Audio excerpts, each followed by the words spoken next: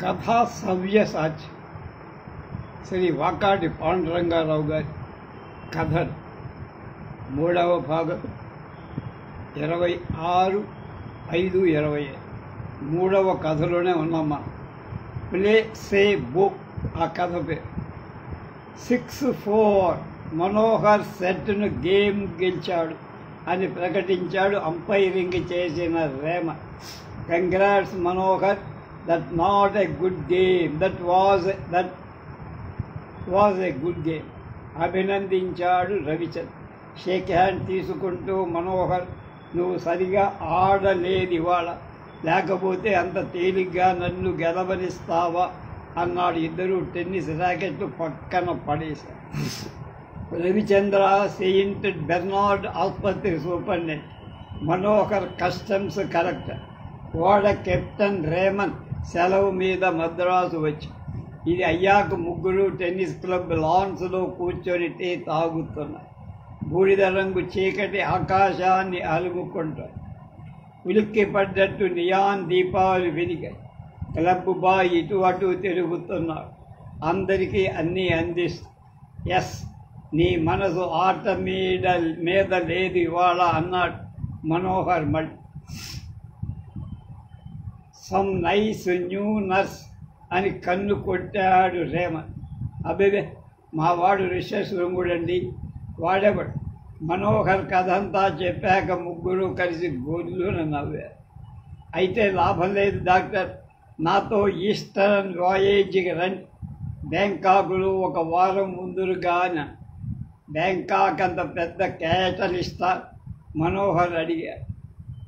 అక్కడ బిల్డింగ్ కో డజన్ క్యాటలిస్టులు ఉంటాయి. ఋష్యశృంగుడిని 1 రోజులో వాత్సాయనుడిగా మార్చగలరు అక్కడి బ్యూటీస్. మీ ఈస్టర్న్ ఆఫర్ మా రవికేనా, లేక ఈ పూర్ కస్టమ్స్ ఫెలోకేమైనా ఉందా? ఎంతమాట! గోడల వారికి కస్టమ్స్ వారికి ఉన్నది జన్మల బంధం కదా అన్నాడు రేమ. అయితే ఇద్దరూ కలిసిపోయి ఈ డాక్టర్ని ఇలా 3వ వ్యక్తిగా ఉంచేశారన్న మాట రవిచంద్ర నిష్ఠూర నటిస్తూ అన్నాడు. నో, అందులోనూ బ్యాంకాక్ లాంటి ఊళ్ళో డాక్టర్ల అవసరం ఎంతైనా ఉంటుంది అన్న మనోహర్ శ్లేష. ముగ్గురు నవ్వారు. మా వాడు పనిలో పడితే ఇచ్చే ప్రపంచం ఉండదండి అని మనోహర్ టేబుల్ మీదున్న పత్రికలన్నీ తిరగేయటం మొదలుపెట్టి. రీసెర్చ్ ఏదైనా చేస్తున్నారా అన్న రేమన్ సందేహాన్ని రవిచంద్ర జవాబు చెప్పారు. అబ్బే, స్టేట్స్లో 6 ఏళ్ళున్నప్పుడు కొద్దిగా వైద్య విషయాల మీద పుస్తకాలు పత్రికలు చదవటం అలవాటే. అది ఇంకా కొనసాగుతోంది. చదివిన దాన్ని గురించి ఆలోచించడం సాధ్యమైనంత వరకు ఆచరణలోకి పెడదామని చూస్తూ ఉంటాడు. అంతే తప్ప పెద్ద రీసెర్చ్ అంటూ ఏం లేదు. రీసెర్చ్ అంటే మీరు చేసేదే కదా. అది తపస్సు లాంటి, నిశ్చల సమాధి లాంటి. అన్వేషించే ఎంజైమో బ్యాక్టీరియో అదే పరమాత్మ కాగా మిగతా ప్రపంచాన్ని మరిచి త్రికరణ శుద్ధిగా అందులో లీనమైపో. అలాంటి వ్యక్తి ల్యాబొరేటరీయే నైమిసారణ్యం అవుతుంది. ఇక్కడ దాసరిది ఒక చక్కని ల్యాబొరేటరీకి నిర్వచనం చెప్పాడు. నేను ఏ హై స్కూల్లో ఉన్నా ఆ సైన్స్ రూమ్లో ఇది రాయిస్తా. మదన పడే మేధావుల శిథిలాశలు చివురించే రసరాజ్యం ల్యాబొరేటరీ అన్నాడు దాసరి. మదన పడే మేధావుల చిగురించే రసరాజ్యం ల్యాబొరేటరీ. సీగల్ ఒకటి కీచుమంటూ అరుస్తూ చెట్ల వైపు ఎగురుతూ వెళ్ళి అటు ధ్యాస మళ్ళింది మనోహర్. ఆ మాట, అమ్మో, బ్యాంకాక్ నుండి నైమిసారణ్యం వచ్చారంటే వృత్తం పూర్తయిందన్నమాట. దానికేం కానీ ఇది వినండి, చాలా వింతగా ఉందంటూ చేతిలోని టైం పత్రికలో జాన్ బోర్గ్ ఇంటర్వ్యూ నుంచి కొన్ని వాక్యాలు చదివారు. బోర్గ్ అంటాడు, కోర్టులోకి వెళ్ళి ఆడటం మొదలు పెట్టేసరికి ఆట ఇంకొకరు గెలవలేరు. నేనక్కడ ఉండగా ఇంకొకరు గెలవటమేమిటి అన్న అహంకారం లేని నమ్మకం నన్ను ఆవరిస్తుంది. ఆ కోర్టులో నేను సూపర్ మ్యాన్. నేను కోరింది జరుగుతుంది. బంతి ఎక్కడ వాలితే నేను అక్కడ ఉండి తీరాల్సింది అన్నట్టు ఉన్నట్టుండి మనసులోకి కొత్త ఐడియా వస్తుంది. శాస్త్రంలో ఎక్కడా వర్ణించని షాట్ కొడతా. ఇదేమిటి అందరూ విస్తుపోవ, కానీ నాకది చాలా సహజంగా ఉంది. మెదడులోని ఆలోచన చేతిలోకి ప్రవహించి బంతిని తాకుతుంటే ఆ లయ మధ్య ఇంకేదీ ఉండదు. ఇది నా సామ్రాజ్యం. అక్కడంతా నా ఇష్టం. నా షాట్ గురి తప్పడానికి వీలే. అదొక కలలాంటి అద్భుతమైన స్థితి అని ఆగి మనోహర్ ఈ మాటలు అన్నది సాక్షాత్తు టెన్నిస్ ఫల్గుణుండు కనుక చదువుతున్నాను. కానీ ఇంకొకడైతే వెర్రివాడి కూతలని కొట్టి పారేద్దుం కదా అన్నా. నిజమే, నమ్మడం కష్టమే అన్నాడు రేమ. రవిచంద్ర కొండంచుల ఉన్నవాడు అవతలి వైపు గ్రామం కనిపిస్తుందర్రా అని అరిస్తే అవతలి వైపా నీ బొంద, పైపెచ్చు గ్రామం కూడా ఏం కోతలో అని కింద నిల్చున్నవాడు హేళన చేయటం సహజం. అయితే మనోహర్ బోర్గ్ అంటే ఎవరనుకున్నావు? తన 15వ ఏటని మొదలుపెట్టి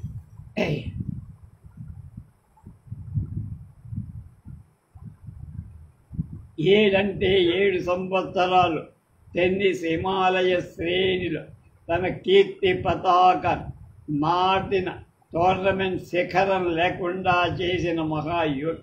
దాని వెనక ఎంత దీక్ష, ఎంత సాధన ఉందో చదివి చూడు తెలుసు. నువ్వన్నది కరెక్టే.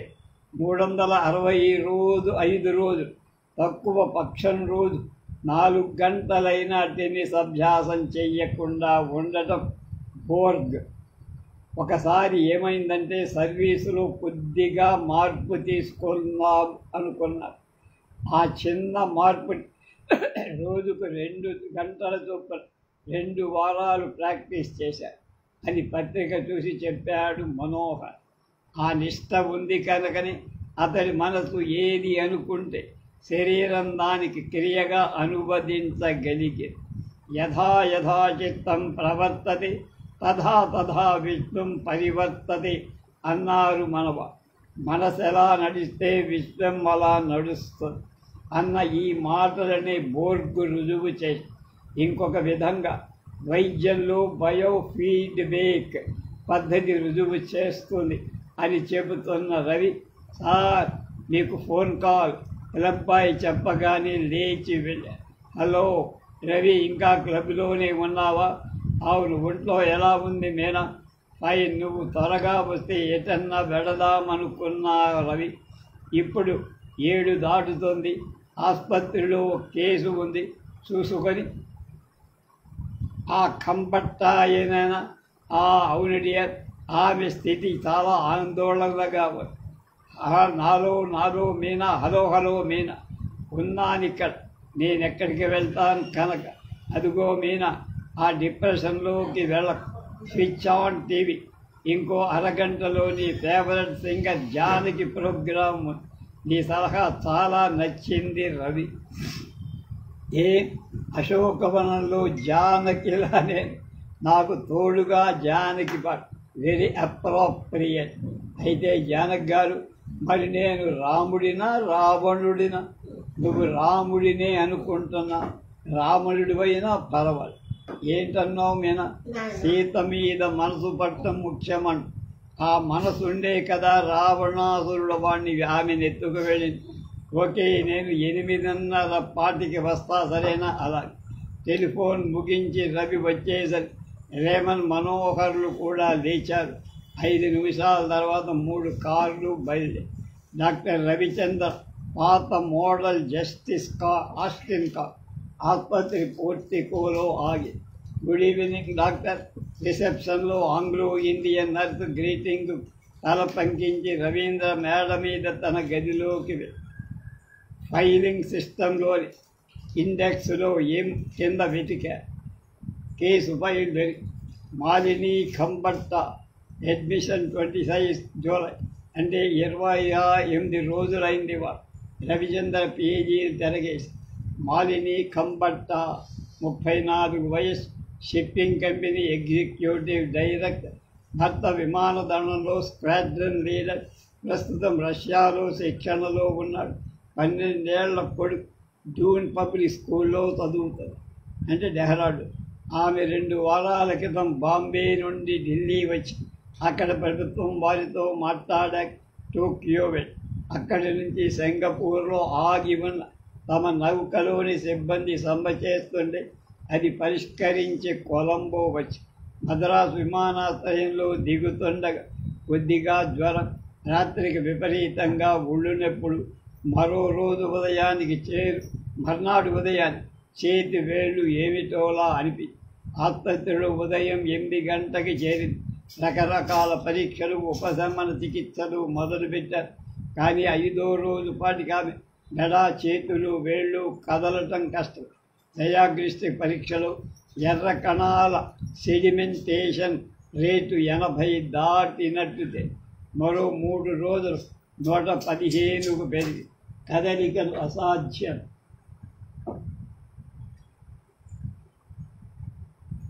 అవసాగాయి. చర్మం కింద కాయలుగా ఏర్పడ తానప్పుడు పరీక్షలన్నీ చేశారు. సాటి నిపుణులతో చర్చించారు. అసలు ఇది ఫలానా జబ్బుని నిర్ధారణ చేయటం కష్టమై చివరకు తేలింది ఏమిటంటే కణాలను ఒకదానిలో ఒకటి అతికించి ఉంచే కొల్లాజన్ విషపూరితమై, అంటే శరీరపు నాడులలో సిమెంటు దాని గుణాన్ని కోల్పోతుందని తెలుసు.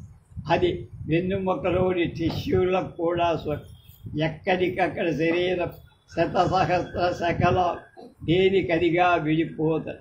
2 రోజులు సుదీర్ఘ చర్చల తరువాత ఆ వ్యాధి అన్కైలోపింగ్ స్పాండిలైటిస్ అని తెలిసారు. నిపుణులు ఇద్దరూ కూడా ఆమె ఈ వ్యాధి నుండి సంపూర్ణంగా బయటపడటం అసంభవం అన్నారు.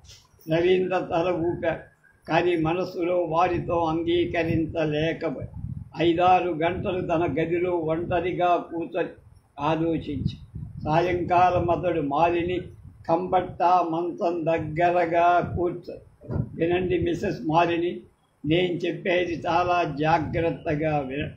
చదువుకున్నవారు, ప్రపంచం చూసినవారు, అన్నీ తెలిసినవారు కనుక మిమ్మల్ని ఒక ఫ్రెండ్గా భావి అరమరికలు లేకుండా చెబుతా అని ఆమె వ్యాధి వివరాలన్నీ ఇది వచ్చిన 500 మందిలో ఒకరు మాత్రమే పూర్వం ఆరోగ్యంతో బతుకుతారని స్టాటిస్టిక్స్ చెబుతారు. మిగతా 490 మందిని నేను ఎరగను. కానీ మీరు మాత్రం ఆ ఒక్కరుగా రోగాన్ని జయించి లేచి తిరగాలని నిశ్చయించుకున్నా. కానీ అది నా ఒక్కడి వల్ల కాదు, కేవలం మందుల వల్ల, అంతకన్నా కాదు. ఈ పోరాటంలో మన విజయానికి మీ పూర్తి సహకారం కావాలి. మీరు మీ మాత్రం అధైర్యపడకూడదు అని ఆమె ముఖం వైపు చూసి శ్రద్ధగా వింటుంది ఆమె. రవిచంద్ర చెప్పారు, ఎంతో జీవితం మీ మున్ముందు మీరు సాధించాల్సినవి ఎన్నో, అవన్నీ చేసి తీరాలన్న పట్టుదల మీకు ఉండాలి. చేసి తీరతాను అన్న ధైర్యం ఉండాలి. ఆ పైన మీ డాక్టర్ అయిన నన్ను అప్పుడైనా రణభేరి మోగిద్దాం అన్న. అప్పుడు ఇక రగబడదు. ఆమె చిరునవ్వు నవ్వి మాట్లాడడం కొంచెం కష్టమైన వివరంగా డాక్టర్, నష్టంలో మునిగిపోతున్న ఓడల కంపెనీ 3 ఏళ్లలో నిలబెట్టారు. ఆడది చెయ్యగలదా అని నవ్విన వారి నోళ్లు మోయించి ఇప్పుడు ఇంకో ప్రాజెక్టు కంటైనర్ షిప్పింగ్లో మన దేశం వెనకబడి ఆ రంగంలో మా కంపెనీని ప్రవేశపెట్టడం చేయాల్సిన సేవ ఈ పడక మీద పడుకునే అయినా అది చేసి కనుబొమ్మ లగరేశాడు రవీంద్ర. ఆమె చెబుతారు, ఏడాది కిందటే ఉస్తాద్ హఫీజ్ ఖాన్ వద్ద శిష్యురాలిగా చేరి సితార్ సాధన మొదలుపెట్టి 4-5 ఏళ్లలో కనీసం ఒక్క కచేరీ అయినా చెయ్యాలని ఉండే. That is a promise I made to Amar and అంటే ఆ మాట నిలబెట్టుకోడు. ఇంత జీవితం ముందుండగా 500లో 1 మాత్రమే నా ఛాన్స్ అయిన మీలాంటి అపూర్వమైన డాక్టర్ నాకు తోడుగా నిలబడ్డప్పుడు మీరు అందించిన చేతినందుకు ఈ అగాధ నుండి పైకి వచ్చేట అని మెరుస్తున్న కళ్ళతో చెప్పి ఆమె తన చేతిని అతి కష్టంలో పైకి ఎత్తుతుంటే రవిచంద్ర ఆమె చేతినందుకొని అది ఆత్మవిశ్వాసమని. అప్పుడే సగం యుద్ధం గెలిచి రేపు ఒక కొత్త ట్రీట్మెంట్ మొదలు పెడదాం అన్న. ఆ రాత్రి రవిచంద్ర ఇంటికి వెళ్ళాల. సాహసించి పూనుకున్న ఈ యత్నం జయిస్తుందా? తాను అనుకున్నది సాధ్యమవుతుందా? ఎక్కడికక్కడ శిథిలమై కూలిపోవటానికి సిద్ధంగా ఉన్న ఆమె శరీరాంతర్భాగాలు కేవలం ఆమె మనోధైర్యం నీలో ఉన్న కొన్ని చాలని మందులను తాను పునరుజ్జీవింప చేయగలడా? లేక ఉత్తమాటలే మిగులుతాయా? ప్రతి నిజాయితీకి వైద్యుడికి ప్రతి నిజాయితీ గల వైద్యుడికి ఎదురయ్యే సమస్య విశ్వరూపమెత్తి నిలుస్తుంది అతడి. పని చేసినంతకాలం అంగుళమంగుళం మనిషి నిమిషం పరమాద్భుతాల పరంపర అనిపించే ఈ శరీరం అనే సిస్టంలో ఒక చిన్న మరపాడై దాని ఎదుట 7-8 చదువు, దశాబ్దాల అనుభవం మూగదైపోతాయి. ఏమిటి ఈ బోడి విజ్ఞానం అన్న ఎగతాడియా? లేక ఇంకా నేర్వాలి నువ్వు అన్న చలిపింప? జీవరసాయన శాస్త్రం ఎన్ని ఫార్ములాలు తయారు చేస్తేనే ఒక శరీరం లాంటిదొకటి లేదు కదా. ఒకే రోగం గల ఇద్దరు అదే మందు ఒకేలా పనిచేస్తుందని గ్యారంటీ. అలాంటి స్థితిలో మొత్తం మందులు గుణమిస్తున్నాయి అంటే రోగాన్ని నయం చేసేది మందొక్కటే కాదు. రోగం నయం కావడానికి సాయం చేసేదానికి ఇంకేదైనా ఉందేమో. రసాలు మామిడి, రుమాని మామిడి కానీ రుచులు వేరు. అలాగే విభాగాలు ఒక్కటే, పదార్థాలు ఆకారాలు ఒకలాగే ఉన్న ఏ శరీర ధర్మం దాని. యారమితా వనమాలిని సఖి అద్భుతమైన అష్టపది మహాభక్తుడు జయదేవుడి లేఖను జాలువారు. దాన్ని బాలమరుడి పాడితే విలక్షణంగా భావస్ఫోరకంగా, కంఠసార పాడితే నిండుగా మధురంగా, భానుమతి పాడితే శ్రావ్యంగా తీయగా బాధగా. దాన్ని ఏమంటారు? మనోధర్మం అని కాదు. ఇది అసలు కెటుకు మనసు. ఇది వరలో తను అక్కడ చేయలగా ఎదురైన సత్యమే స్పష్టంగా సాక్షాత్కరించినట్లయి. మరింత దీక్ష వైద్యశాస్త్ర పరిశోధనా గ్రంథాలు ఇటీవల ల్యాన్సెట్ కెమికల్ బయోలాజికల్ ఇంటరాక్ట్ లాంటి పత్రికలు తిరగేసి విజడమ్ ఆఫ్ ది బాడీని రచించారు వాల్టర్ బి క్యానన్, రెనెట్ జుబు, బ్లాక్వెల్, ఆర్థర్ సి పెషిరోడ్ తను చదివినవాడు. కానీ ఇవాళ వాళ్ళ పరిశోధన, ప్రయోగాలు, రచనలు అన్నీ ఏకోన్ముఖంగా కలిసి దిశ సూచిస్తాయి. ఈవేళ అవి చదువుతూ ఉంటే ఆవేశం వచ్చినట్లయింది. ఆ గదిలో ఈ ఒంటరి తలుపు సమాధి దశలో ప్లెసెబో సాక్షాత్కారమై అమృత భాండం చేత ధరించిన మ్యారియా మేయో ప్లెసెబో. ఇమిటేషన్ మందు ప్లెసెబో. అచ్చంగా మందు మాత్రలాగానే పంచదార బిళ్ళలా తయారు చేస్తే అది ప్లెసెబో. రోగి మందు కావాలని పోరాడే చోట అతడిని తృప్తిపరచడానికి, అంతేగాని అతని రోగానికి అది మందు అది తెచ్చేది ప్లెసెబో. సాధారణంగా కొత్త మందులు పరీక్షించే దశలో ప్లెసెబోలు వాడుతూ ఉంటారు. రవిచంద్ర అమెరికాలో ఉండగా ప్లెసెబో ప్రభావం మీద ఆర్థర్ షెఫీరో, హెన్రీ బీచర్, అలాగే స్టువార్ట్ ఉల్నర్, లూయి లాసగ్లార్లు చదివి ఉన్నారు. ప్లెసిబోలు ఔషధంలాగా కనిపించటంలే కాదు, ఔషధంలా పనిచేస్తాయని వాళ్ళు రాశారు కూడా. కానీ ఇవాటి స్థితిలో అతనికి కనిపించింది శరీరానికి ఆధార బిందువు మనసైతే ఆ రెంటిని సంధానం చేసే శక్తి ప్లెసిబో. శరీరం నుండి మనసు వేరు కాదని చెప్పింది. జీవించాలన్న మనిషి కోరికను జీవన ప్రసాద శక్తిగా మార్చి శరీరానికి ఇవ్వగల సంజీవని ప్లెసిబో. కొత్త ఉత్సాహంతో లేచాడు డాక్టర్ రవిచంద్ర. డ్యూటీ డాక్టర్తో చేయాల్సినవన్నీ చెప్పి తాను ఉదయం 9 గంటలకి వచ్చేసరికి అన్నీ సిద్ధంగా ఉంచామని చెప్పి ఆసుపత్రి వదిలాడు. ఇల్లు చేరి బట్టలు మార్చుకున్నాడు. పడుకోబోయేటప్పటికే 4 గంటలు చెప్పింది గడి. మంచం మీద పడుకోబోయి పక్కన టేబుల్ మీద సీసా చూశాడు. గార్దినా నిద్ర పట్టల. కాబూలు మీనాక్షి అయినా నిద్ర మాత్రలు వేసుకోవద్దని చెప్పారు. పాపం మీనాక్షి గుండె జబ్బు కారణంగా కాలేజీకి దీర్ఘకాలిక సెలవు పెట్టి, కానీ తాను ఆమెతో ఎక్కువ కాలం గడపలేకపోయింది. వైద్యం చదువుతున్న కూతురు విజయ్ కాలేజీ చదువు, ఆటలు పాటలు, పిక్నిక్లు, స్నేహితులతో అమ్మను పట్టించుకున్నట్లే. తన పక్కన ఒత్తిగిల్లిన మీనాక్షి కుంకుమ ఆ మసగ వెలుతులో కూడా ఎర్రగా మెరిసి ఆమె నుదుటి మీద చుంపించి పడుకున్న నిద్రపడి. మాలిని, యు ఆర్ గ్రేట్, మరిద్దరం కలిసి ఓడిద్దాం. హఠాత్తుగా లేచింది మీనాక్షి. తన నడుము దగ్గర తల దూర్చుకొని నిద్రపోతున్న రవిచంద్ర కలవరిస్తూ ఎప్పుడొచ్చారు? అతని 10 గంటల వేళ తన ఆసుపత్రిలో ఫోన్ చేసి ఇంటి నుంచి ఫోన్ వచ్చినా సరే డిస్టర్బ్ చెయ్యొద్దన్నారండి అని చెప్పిందే నర్స్. ఏమిటా పని? ఇప్పుడు ఈ మాలిని ఏమిటి? ఇద్దరు కలవటమేమి? ఓడించేదెవరు? మాత్ర ప్రసాదించిన నిద్ర మత్తు వదిలిపోగా గబగబా కోపం వచ్చేసింది మీనాక్షి. 10 నిమిషాల తర్వాత ఉలిక్కిపడి లేవటం రవిచంద్ర వంతై.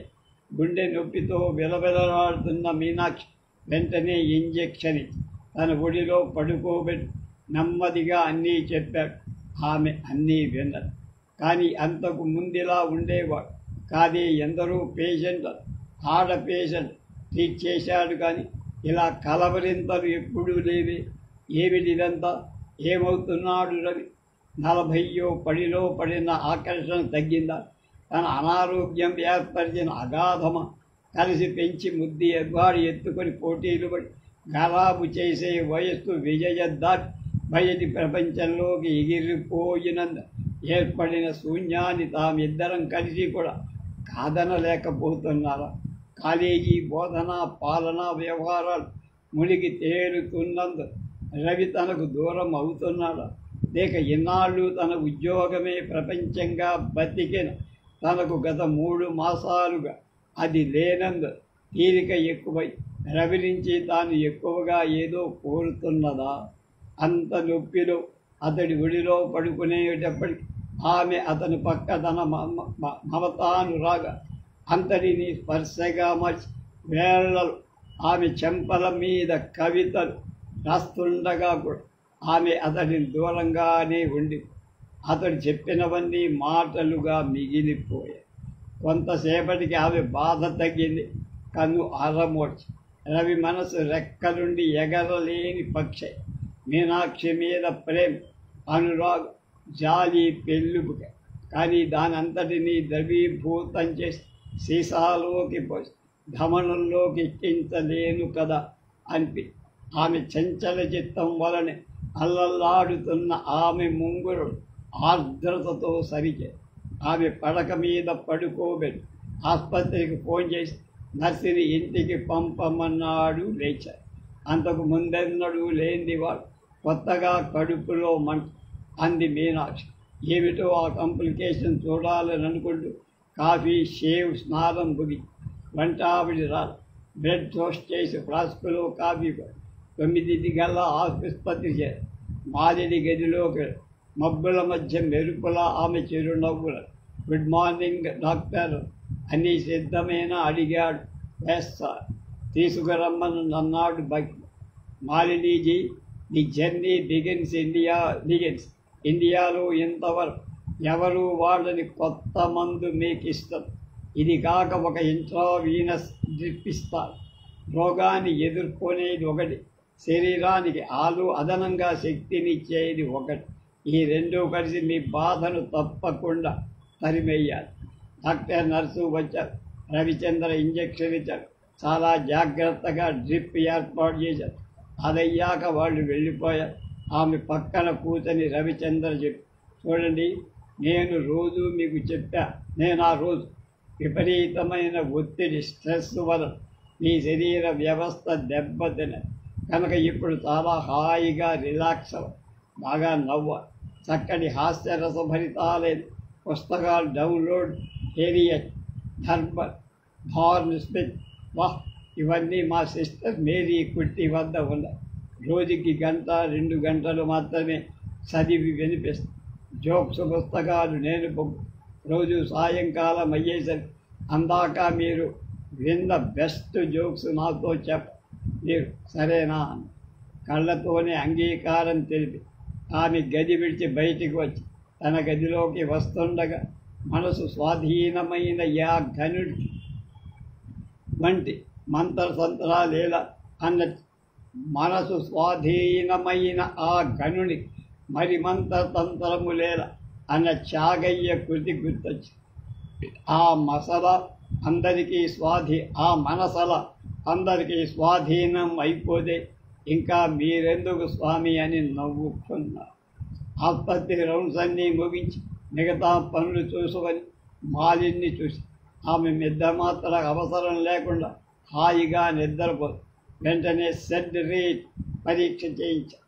9 పాయింట్లు తగ్గి కేవలం 4 గంటల వ్యవధిలో వ్యాధి దిశ మారి శత్రువు పలాయనం చిత్తగిస్తోందా ఎల్లు చూశారు. మీనాక్షి మేలుకొని అతడి చూడగానే నర్సు బయటికి, ఎలా ఉన్నా దేవీజీ? విషాదంగా. నొప్పి ఉందా?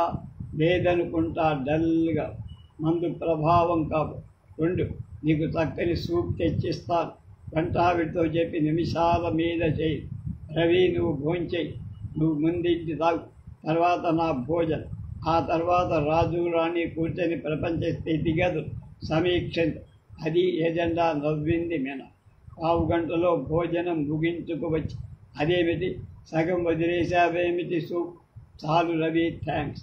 ఏమిటి లాంఛనప్రాయమైన సంభాషణ అన్నట్టు కళ్ళు చిట్టించి ఆమె వైపు ఆమె కిటికీలోంచి బయటకు చూస్తూ ఆకాశం నిండా మబ్బుడు, సూర్యుడు లేని మంద కొడి వెలుగు. 5 నిమిషాలు అయ్యాక రవి, నేను కాలేజీలో జాయిన్ అవుదామనుకోడు. మీనా, నీ గుండె స్థితి ఇంకా స్టెబిలైజ్ కాల. టీచింగ్ అడ్మినిస్ట్రేషన్ మీటింగ్ ఆ ఒత్తిడి తట్టుకోలే. అలా అడ్డంగా కూచిందా. నో రవి, అలా ఖాళీగా ఉంటుంటే ఆ ఒత్తిడి తట్టుకోలేకపోతే నా మనశ్శాంతి, నా రొటీనే కవచ్. కనుక ఎల్లుండి సోమవారం నుండి చేరణ. ఒక్క నిమిషం ఊరుకొని నిదానంగా అన్నాడు. డాక్టరుగా నీ వాదన అర్థం చేసుకోగలరు, కానీ భర్తగా నీ కోరికను ఆమోదించలేను. మీనా నవ్వింది. ఆమె ఏదో అంటుందని ఎదుర్చదు, కానీ ఆమె మాట్లాడకపోయేసరి చెప్పు మీనా, నీకేదో చెప్పాలను. Get it off your chest అని ఆరోగ్యానికి రవి, ఎస్, భర్తగా నిన్ను వెళ్ళనివ్వరు అన్నానే, కానీ అది చాలా హాయిగా ఉంది వింటాను. భార్యగా నిన్నొకటి అడుగుతా, ఒప్పుకుంటావా? చెప్పు. 1 వారం మనిద్దరం కులునో మనాలియో వెళ్దాం కదా, వస్తావా? చెప్పు రవి. సర్వై 2 నిమిషాల పాటు ఏమీ మాట్లాడలేదు. బయట వర్షం. నాకు తెలుసు రవి, నువ్వు రావాలని లేదు నీకు, కానీ వదిలి రాలేనని పని. ఆ పని వదిలిపెట్టే నీకు స్వర్గం వెళ్ళినా సుఖంగా. నేను నిన్ను అందుకు నిందించ. నాకు అంతే రవి. నా పని కూడా, నాకు ఆ పనికి నేను అంతే అవసరం. నువ్వు చెప్పేది కరెక్టే, కానీ మీనా సరికాదని రవి అనిపిస్తుంది నా. సరే రవి, నా కోసం నీ పనిని వదులుకొని రఘు రాలేవు. నీ మాట కోసం నేను పని మాని నీ ఎదుట కూర్చోలేదు. మనం ఆ రొమాంటిక్ ఏజ్ దాటిపోయి ఈ వయసులో ఎవరి జీవితానికి వాడు సార్థకత్వం వెదకటం చాలా సహజం. అందుకు గిల్టీగా ఫీల్ అవ్వాల్సిన పని. కానీ మీనా, రెండు విషయాలు. ఒకటి, నేను నిన్ను పనిలోకి వెళ్ళవద్దంది నీ ఆరోగ్యం కోసమే కానీ నా కోసంగా. నీతో కలిసి యుగాలుగా గడపడ నాకిష్టమే కానీ ఇప్పుడు చెబుతున్నది నా కోసంగా. రెండు, 25 ఏళ్ళు పెనవేసుకు ప్రవహించిన జీవన స్రవంతి మధ్య ఈ సహారా ఏమిటి? ఈ పొడి పొడి లాజిక్ ఏమి? జీవితంలో మ్యాజిక్ హరించిపోయాక మిగిలేది లాజిక్కే రవి. అందులోనూ లేని హిస్టరీ ప్రొఫెసర్ని కదా. తడి మాటలు రావు. నిజాన్ని నిజంగా చెబితే నీకలా అనిపించి ఉండొచ్చు. నేనా అంటూ మృదువుగా ఆమెను దగ్గరకు తీసుకున్నాడు రవి. కానీ ఆమె తన్ను దగ్గరకు తీసుకుంటే బాగుండేదనిపించింది అతడి. శరీరాలు స్పందించాల. బయట వర్షం మబ్బులు మాయం, కానీ సూర్యుడు మాత్రంలా. 4 వారాలుగా ఇలాగే గడిచి మీనాక్షి కాలేజీలో చేరి ఎందుకో మరి హఠాత్తుగా ఇవాళ టెన్నిస్ క్లబ్కు ఫోన్ చేసి రావణుడైనా పర్వాలేదు మనసుంటే చాలు అంటే తనేమీ చేశాడని చెయ్యలేదని సీట్ వివరాలు చూస్తున్న డ్యూటీ డాక్టర్ వచ్చి మాలిని ఎలా ఉంది లేచి కూర్చుంటున్నారు సార్. ఇప్పుడు నేనే వస్తున్నారు. వివరాలు షీట్ మీద రాసి ఫైల్ చేశారు. 4 వారాల్లో మాలిని ఆరోగ్యం ఊహించనంతగా మెరుగై సెడ్ రేట్ ఇంచుమించు మామూలు స్థాయికి వచ్చింది. రేసేపు అద్భుతంగా పనిచేసి 3 వారాలకు ఆవిడ కాళ్ళు నొప్పులన్నీ తగ్గి కొద్ది సాయంతో కూర్చోగలుగు. ఇంకో 4-5 వారాలు ఆమె నడుస్తుంది. అప్పుడు తనకు పెద్ద ప్రశ్నకు జవాబు దొరికిన. మనసు శరీరం మీద ప్రభావం ఉందా అంటే అని రుజువులతో సహా చెప్పగా జాగ్రత్తగా ఇవన్నీ సమీకరించి ఒక పేపర్ రాయాలి అనుకుంటూ ఆమె గదిలోకి, హలో డాక్టర్ ఎలాగున్నారు మాలని? చాలా మేలుగా ఉంది. 500లో 1 నిజమైనట్లేనా? ఎస్, మీరది రుజువు చేశారు. ఏమిటిది? అమర్ నుంచి ఉత్తరమా అని అడిగారు. తన ఆ పరిస్థితిలో గురించి భర్తకు తెలియనివ్వవద్దని ఆమె మాటలు గుర్తులాగా. Out, routine stuff. వోడ్కా అంటే డోకు వస్తుందా డాక్టర్? నేను ఎప్పుడు లేచి ఎప్పుడు తిరగగలిగితే ఎప్పుడు తిరగాలని మనసారా అనుకుంటే అప్పుడు.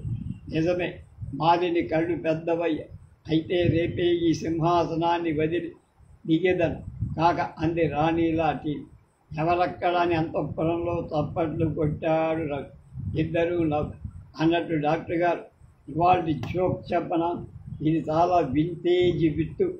చార్లెస్ డికెన్స్ సృష్టించిన ఒక మగవాడు ఇలా అంటాడు. ఇదిగో చూడండి అబ్బాయిలు, ఇంటిలో విషయాలన్నిటి మీద మా ఆవిడ సలహాలే పాటిస్తే ఆవిడక బుద్ధి కుశలతవని, కానీ చస్తే ఆ విషయం ఆవిడ ఎదుట మాత్రం ఒప్పుకో. ఎందుకంటారా? డిసిప్లిన్ అండి, ఇంట్లో డిసిప్లిన్ ఉండద్దు అందు. ఆమె నవ్వుతో శృతి కలిపాడు. అలాంటి వాడి కోసమే పుట్టింది ఎంసీసీ అన్న నామధేయం. అవునా అన్న. అంటే ఏమిటి అన్నట్లుగా మేల్ షావినిస్ట్ పిక్ నవ్వి. డాక్టర్, నిన్నొక పెద్ద ఆశ్చర్యం కలిగించే పోస్టు ఏమిటి? మా ఉస్తాదు గారు నా కోసం తాను వాయించి రికార్డు చేయించి క్యాసెట్ పంపారు. ఆ జైవంతి అలౌకికం అంటే తీరిక ఉన్నప్పుడు వినాలి. అది సితార్ వాదన కాదు, పారిజాతాల శివతాండం, నక్షత్రాల జడివ. అలా ఆవిడ గలగలా మాట్లాడుతుంటే రవిచంద్ర అనుకున్నాడు, చెక్కమని కొమ్మ నుండి కొమ్మకు ఎగిరి పక్షిలాంటి ఈవిడ ఎన్ని లక్ష్యాలు, ఆశలు, ఆశయాలు. ఈమె తప్పకుండా ఆరోగ్యవంతురాలవు తిరుగుతాం. ఆయనకున్నది సాధి జీవేమ శరదశతం మన 100 ఏళ్ళు నిండుగా బతుకు. అది మనసు యొక్క. ఆ మరుసటి రోజు రాత్రి ఇంటి దగ్గర నువ్వు 4 వారాల కింద అడిగావుగా కలు వెళ్దామని. వచ్చే వారం వెళ్దామా? సారీ డియర్, 3 నెలల తర్వాత డ్యూటీలో చేరి 2 వారాలై. ఇంతకీ మళ్ళీ వారం పెడితే బాగుండు. అందులోనూ ప్రిన్సిపాల్ కదా. తల పంకించారు. జీవితం దారి చాలా చిత్రమైన దీన్నే గ్రీకు డ్రామాలో నెమెసిస్ అంటారు అనిపించింది. ఆ రోజు శ్రావణ పొద్దున ఏదో సమావేశానికి వెళ్ళిన రవిచంద్ర ఆసుపత్రి చేరేసరికి మధ్యాహ్నం వెళ్ళగానే స్టాఫ్ చెప్పిన నర్స్, సార్ మాలిని గారు మీరు కోసం చాలాసార్లు యాస్ ఏదన్నా అప్లికేషన్ వచ్చాయా అనుకుంటూ గబగబా ఆమె గదిలోకి. ఆమె మామూలుగా ఉంది.